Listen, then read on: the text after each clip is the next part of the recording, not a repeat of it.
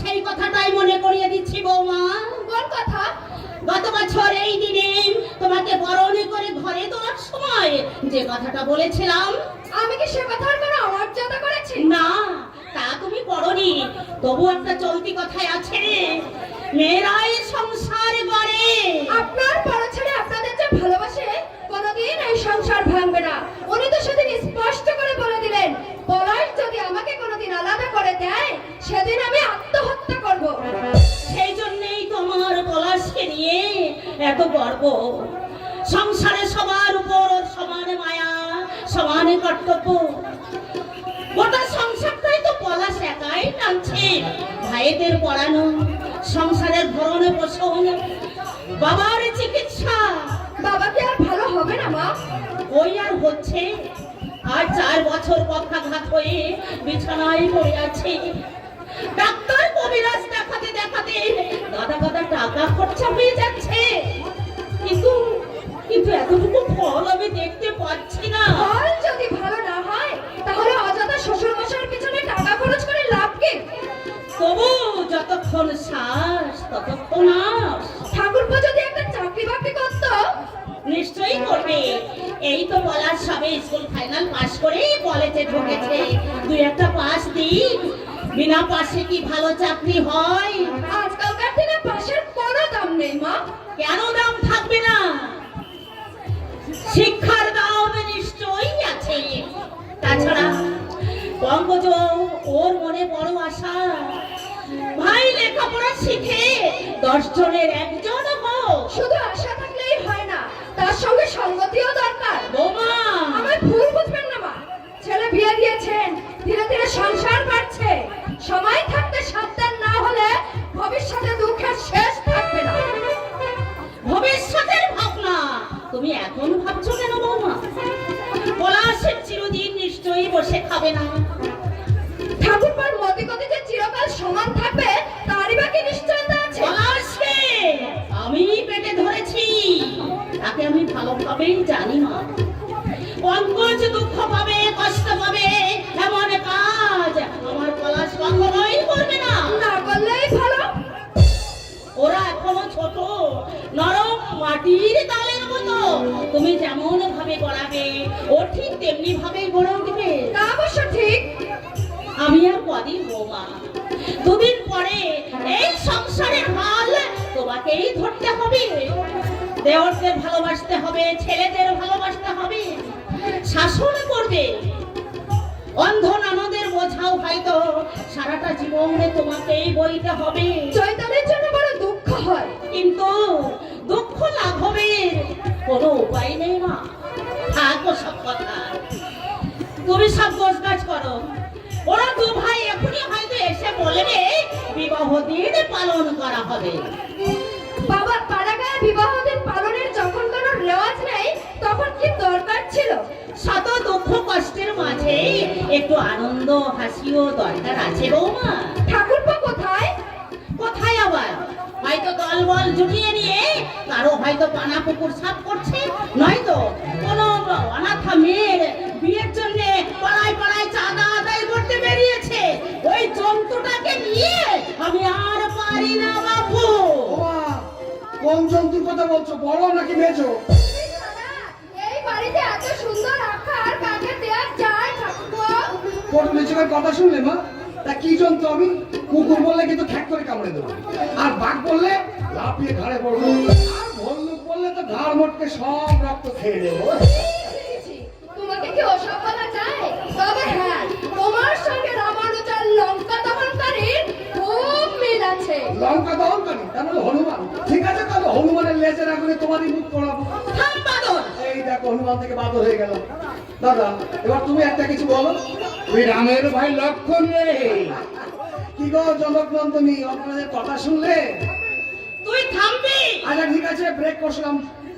কি ঠিক করলি তোরা? তুই ভাই আমি খারাপ আলোচনা মাত্র সিদ্ধান্ত নিলাম এই যে বিবাহ দিন অবশ্যই পালিত হবে। হ্যাঁ, দেখেছো দেখেছো বৌমা, আমি তোমাকে আগে বলেছিলাম আমার কথাগুলো তোমরা কেউ কানে তোলো না। সময় থাকতে তোমাদের মুখ থেকে না রাতিও সরে না। ওমা বিয়ের দিন পালানোর মধ্যে ঝামেলা কিসের? এ তোর বিয়ে নয় যে এত সুন্দর লোক কুটুম খাদ্যা তোলা পুরোহিত না পেয়েছে। আহা বাবা, তবু তো মানে দুপারজন লোকজনকে বলা, সামান্য কিছু কেনাকাটা এগুলো তো করতে হবে। ও মা, কেনাকাটার কাজে আমরা দু ভাই সেরে এসেছি। হ্যাঁ, বরাবরের কাজ করতে অভয়দা গেছে। বৌমা, বৌমা তুমি আর দেরি করো না, মা দেরি করো না, তাড়াতাড়ি তুমি ঘরদোরগুলো সাজিয়ে ফেলো। আমি একটু ওই হেসেলের দিকে যাই, হেসেলটা আমি সামলাবো, কোনে তুমি তাড়াতাড়ি ঘরদোর সাজিয়ে ফেলো। হ্যাঁ বৌদি, আজ তোমাকে একটা দারুণ উপহার দেবো। কি? এখনই বলবো? যথাসময় চাটনি দেবো, একেবারে তাড়িয়ে তাড়িয়ে খাবে, কেমন, হ্যাঁ? বহু জন্মের পূর্ণ ফলে আমার মা ভাই আমি পেয়েছি। নিজের কথাটা একটু ভেবো। মানে বিয়ে করেছো, দায়িত্ব ঘাড়ে নিয়েছো, চিরকাল তো আর আমরা দুজনে থাকবো না। কথাটা একটু বাঁকা বাঁকা মনে হচ্ছে। পরিণামে যখন সব হারাবে, এই বাঁকা বাঁকাই তোমার কাছে সোজা খেতে। সব হারাবো মানে কি বলতে চাইছো তুমি? মা ভাইকে তোমার চিরদিন দেখবে। তোমার কি তাতে কোনো সন্দেহ আছে? আপনার পেটের ছেলেই মা বাবাকে দেখে না, তো ভাই। সন্তলিকা, তোমার মতো ডাইনির পেটে যে সন্তান জন্মগ্রহণ করে তারাই শুধু বাবা মাকে দেখে না। কি বললে? মনের করে তোমার ঘুম ধরেছে কুন্তলিকা, এখনো সময় আছে, তুমি সংশোধন হও, নইলে পরিণাম কিন্তু অত্যন্ত অন্ধকার। তোমার ভালোর জন্যই বলছিলাম। অনেকগুলো টাকা মাইনে পাই বলে তোমার চোখটা ধার দিয়ে গেছে কুন্তলিকা, কিন্তু তুমি হয়তো ভুলে যাচ্ছ আমার বাবা অনেক কষ্ট করে, অনেক পরিশ্রম করে ওই জমিগুলো বন্ধ করে গেছিল বলে আজ আমি চাকরি করছি।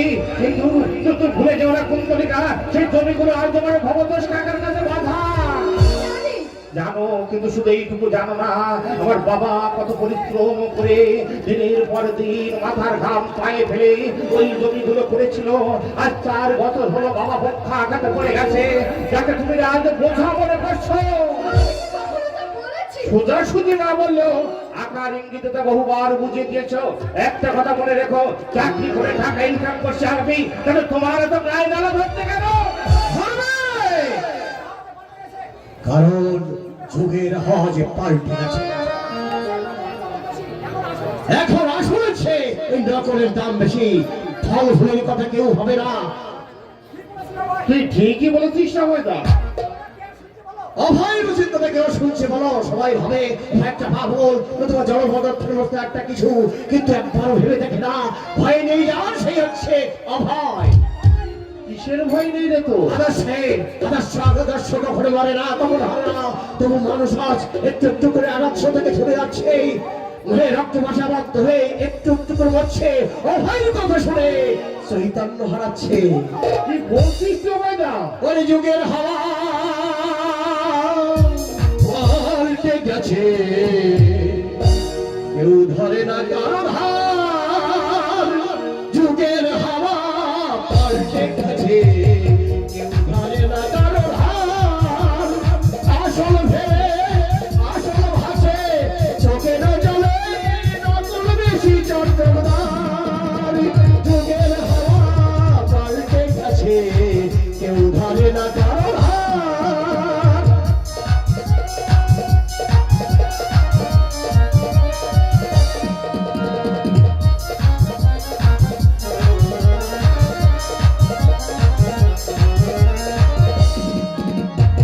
অভাজনাজ মাতা পিতা, অভাজনাজ মাতা পিতা, বলবো কত যুগের কথা। অভাজনাজ মাতা পিতা, বলবো কত যুগের কথা।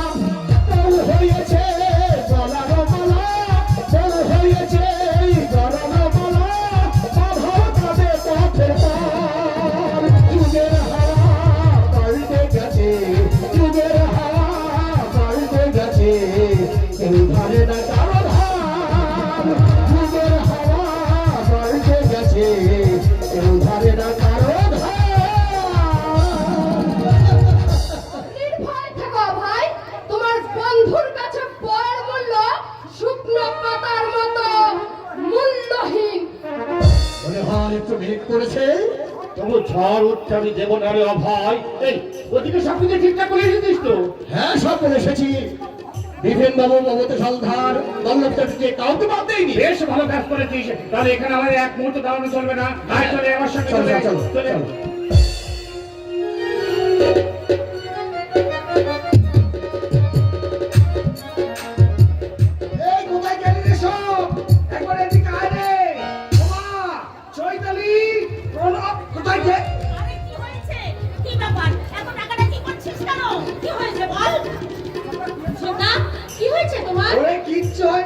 কিচ্ছু হয়নি, খুশির দিনে মজার জিনিস দেখাতে এসেছি। জন্তু কি আর সাথে সাথেই বলি, এমন ভাবে চেঁচাচ্ছে যেন বাঘে ধরেছে। দিন বয়স বাড়ছে না, আরো ছেলে মানুষ হচ্ছে। আরে মায়ের কাছে ছেলে মেয়ে কি কখনো বড় হয়? কি গো, বড় হয় বলো? বেশ, ছেলে মানুষই যখন পছন্দ করছো না, তাহলে বৃদ্ধের মতোই বলছি, এই কোথায় গেলি রে সব, একবারে লিখে আয় তো। কি সাংঘাতিক মানুষ তুমি ছোটটা, যা ভয় ধরিয়ে দিয়েছিলে, আমি আরো ভাবলাম কি না জানি কি হয়েছে। কি রে, এতগুলো জামা কাপড় কি জন্য কিনেছিস? কাজের জন্য কিনেছিস? কেন, আমার বাবা দুটো ভাই বোনদের জন্য। বাজিটার কথা শুনে সব অঙ্গ রি করে জ্বলে যায়। পাজি, আবার পাজি বললে তো? ঠিক আছে, আমায় যখন পাজি বলে তোমার জন্য লাল করে গরমের শাড়ি দিয়েছিলাম, এটা তোমায় দেবই না। আমি কি জামা কাপড়ের জন্য তোমার কাছে বায়না ধরেছিলাম? সে কি আমাকে ভালো বলো, নইলে পা ধরলাম, পা কিন্তু ছাড়ো। ছেড়ে দে, বুড়ো ছেলের কাণ্ডখানা দেখলে না, রগে ওপর ছাড় ছাড় বলছি। উফ, ওরে দুষ্টু, ছেড়ে দে। আহা, আচ্ছা বাবা, শোনা ছেলে বলছি, ছেড়ে দে, ছেড়ে দে। তাহলে আমাকে একটা চুমুক খাও। তুই জ্বালাতেই না, তুই পারিস। খাও তো। আচ্ছা, এত জামা কাপড় তুই এখন কিনতে গেলি কেন? ও বাস, 1.5 মাস পরেই তো দুর্গা পুজো, একসঙ্গে দুই কাজ করে ফেললাম। কি ভালো করিনি? মন্দ করার কি আর উপায় আছে? আচ্ছা, বৌদি কোথায় গেল, সে চুলেশ্বরী কোন্তলিকা? আচ্ছা দাঁড়া দাঁড়া, আমি ডেকে দিচ্ছি। আচ্ছা। আমি ডেকে- চৈতালি, হ্যাঁ দাদা। তুই বুঝি ভাবছিস আমায় কখন দেবে, তাই না? কখনো না। ঠাকুরপো, আমায় ডাকছো? হ্যাঁ ডাকছি, কেন ডাকছি জানো তো? তোমার রূপ দেখতে। রূপকে আর আছে ভাই যে দেখবে? না, দাদার মতো মানুষের মাথা যখন ঘুরিয়ে দিয়েছে রূপের দিমাগ কি তোমার কম? না ঠিক, আমি দেখতে পাইনি সত্যি। তবু বৌদি রূপের সুখ খেতে সবাই করে। অনেক কাজ আছে, দেখেছো কেন তাই বলো। ও মা, এই ঠাকুরপো, নতুন জামা কাপড় এনেছো বুঝি? কই দেখি দেখি।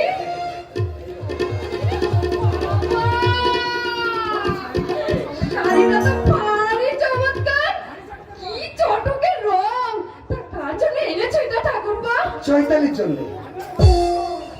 আমি আরো ভাবলাম, দেখো দেখো ঠাকুরজি, রংটা তোমার পছন্দ হয় কিনা। দেখতে পেলে নিশ্চয়ই হতো বৌদি। ও, তা তো বটে, তুমি তো আবার দেখতে পাও না, তো ওর জন্য এত চটকে আর রং আনার কি দরকার ছিল? ও কি দেখতে পায়? আমরা তো পাই বৌদি। না ছোটা, বৌদি ঠিকই বলেছে, আমি অন্ধ।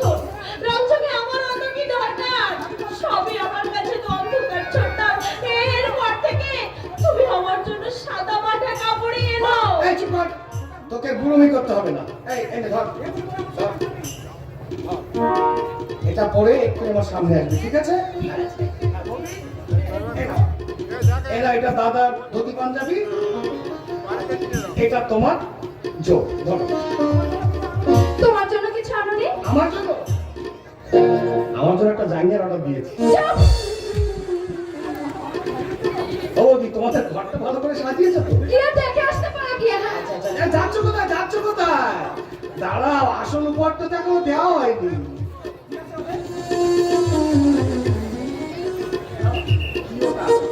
কি ওটা? এটা তোমার নয়, আমার ভাইপো বা ভাইটির জন্য, বুঝেছো? তাড়াতাড়ি এর সৎ ব্যবহারটা যেন করা হয়, বুঝেছো? যাও। কি অসভ্য তুমি মাইনি। ছোটা, নূপুর আসবে না আজ? নূপুর আসবে। আসবে না মানে? আরে এসেই তো এই ছেলে ঢুকে পড়েছে। কি? আমার সঙ্গে দেখা না করেই কাজে লেগে পড়েছে? দাঁড়াও, নূপুরের সঙ্গে আজ আমি দারুণ ঝগড়া করবো। নাও ধরো। কি এটা আবার কি? আহা, কিছুই জানেন না। তোমাদের পিরিতের চিরকুট গো, পিরিতের চিরকুট। বলি কথা আবার কাউকে বলতে বারণ করে দিয়েছিল। রোজ 4 চোখের মিলন হয়, তবু চিরকুট দেওয়ার চাই, কবে যে চিরকুটের পালা শেষ হবে আমি শুধু তাই ভাবি দাদা বাবু, আমি শুধু তাই ভাবি।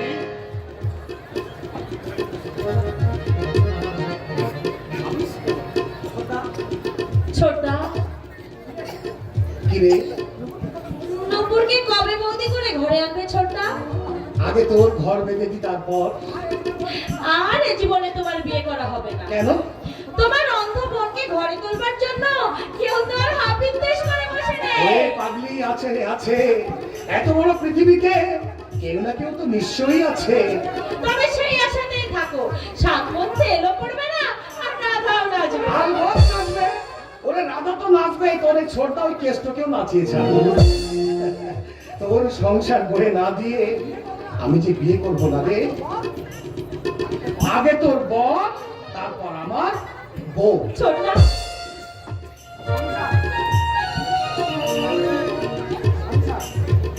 সংসার মেয়েদের জীবনের সহজাত স্বপ্ন, একখানা ঘর, সেখানে শ্বশুর শাশুড়ি থাকবে, স্বামী সন্তান থাকবে, সাজের প্রদীপ তুলসী মালা থাকবে, কিন্তু কিন্তু সেই স্বপ্নের রাজ্যে ঢোকবার আমার যে কোনো অধিকার নেই, কোনো অধিকার নেই।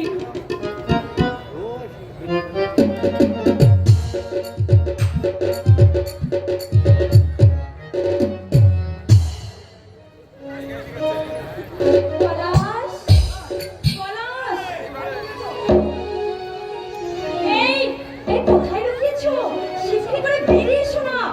পলাশ, পলাশ, তবে তবে কি আসেনি? এত করে আমি আসতে লিখলাম, তবুও এলো না। দেখ, কিছু ভালোই লাগে না। একা একা আমি এখন কি করবো? কিচ্ছু ভালো লাগছে না। সে যে কেন এলো না, কিছু ভালো লাগে না। এবার আসুক, তাদের আমি মজা দেখাবো। যদি ফুলগুলো হয় অভিমানে ঝরে যায়, আমি মালা গেঁথে বলো কারে পরাবো। সে যে কেন এলো না, কিছু ভালো লাগে না, না ভালো লাগে না।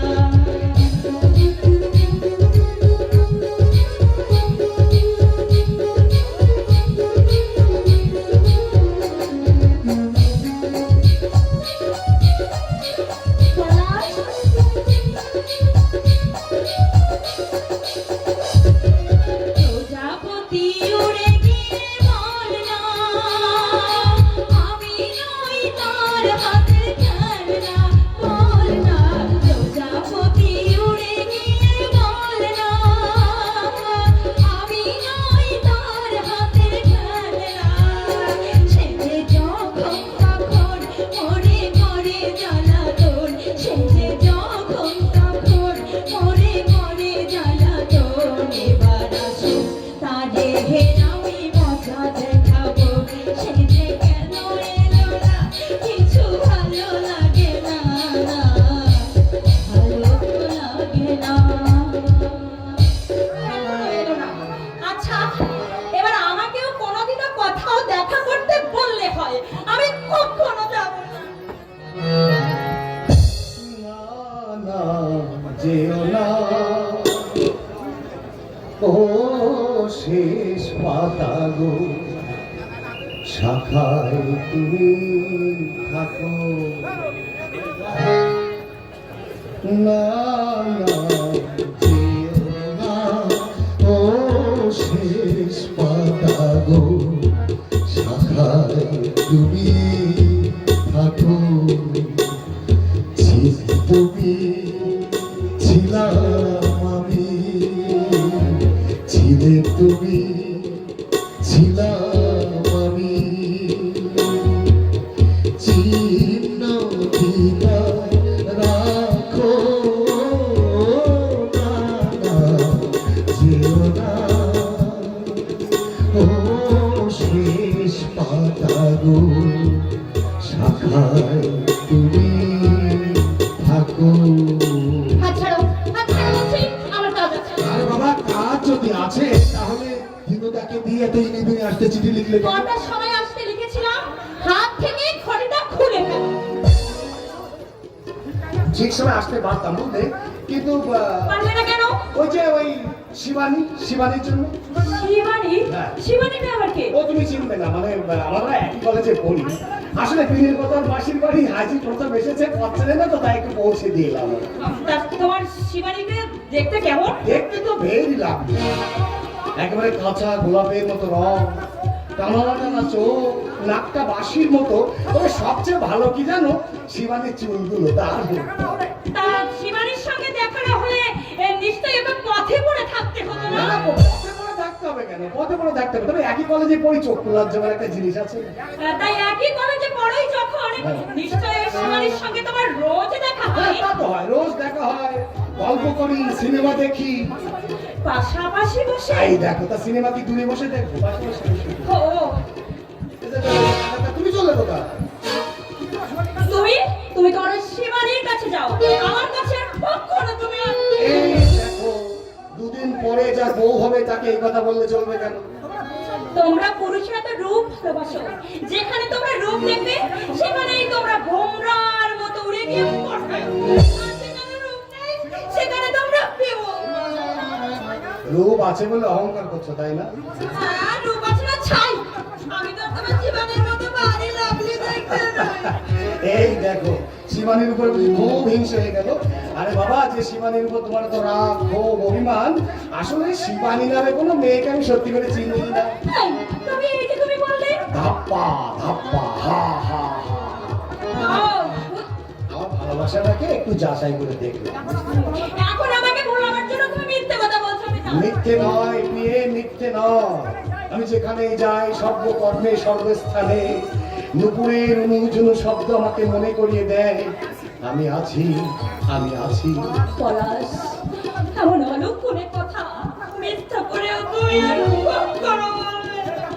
এই দেখো, এমনি চোখে জল এসে গেল। এতক্ষণ আমার বুক কাছে কেমন করছিল জানো পলাশ, আমার সব সময় কি ভয় হয়। কি ভয়? তুমি বুঝি আমার কাছ থেকে হারিয়ে যাবে পলাশ? নাহি ভয় প্রিয়ে, মম গৃহে বধূ রূপে অবলিম্বে প্রবেশিবে তুমি। আমারও এখন সব সময় ভাবনা তাই, কবে তোমার ঘরে যাব, কতদিনে সব সময়ের জন্য তোমাকে আমি কাছে পাবো। সব সময়ের জন্য তো আমাকে কাছে পাওয়ার চেষ্টা করলে হবে না। আহ, আমার মা আমাদের দু ভাইকে অনেক কষ্ট করে মানুষ করেছে নুপুর। আমার মায়ের সেবা যত্নের দিকে তোমাকে সব সময় লক্ষ্য রাখতে হবে। তা আমাকে শিখিয়ে দিতে হবে না? দাদা, প্রণয়, চৈতালি। কি হলো, থামলে কেন? নুপুর, চৈতালিকে আমি কথা দিয়েছি, তার ঘর বেঁধে না দেওয়া পর্যন্ত আমি তোমাকে বিয়ে করতে পারবো না। তার মনে আশা আছে, কামনা আছে। হতভাগিনী অন্ধ বলে তার আশা কামনা হতাশায় মাথা করে মরবে, আর আমরা সুখের কোলে হাসবো।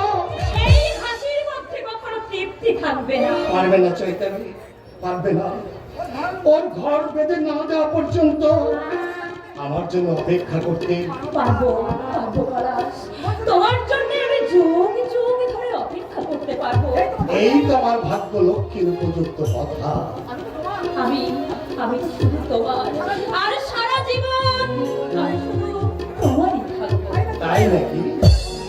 নিজের মনকে তুমি প্রশ্ন করো। প্রশ্ন তো করলাম, উত্তর পাচ্ছি কই? তুমি বলে দাও। ছোট্ট একটা জীবন নিয়ে পৃথিবীতে কেন বলো আশা, অনন্তকাল ভালোবেসে ফুরাবে না আমার ভালোবাসা। তুমি অমর করে দাও আমাকে, মন চায় তোমাকে,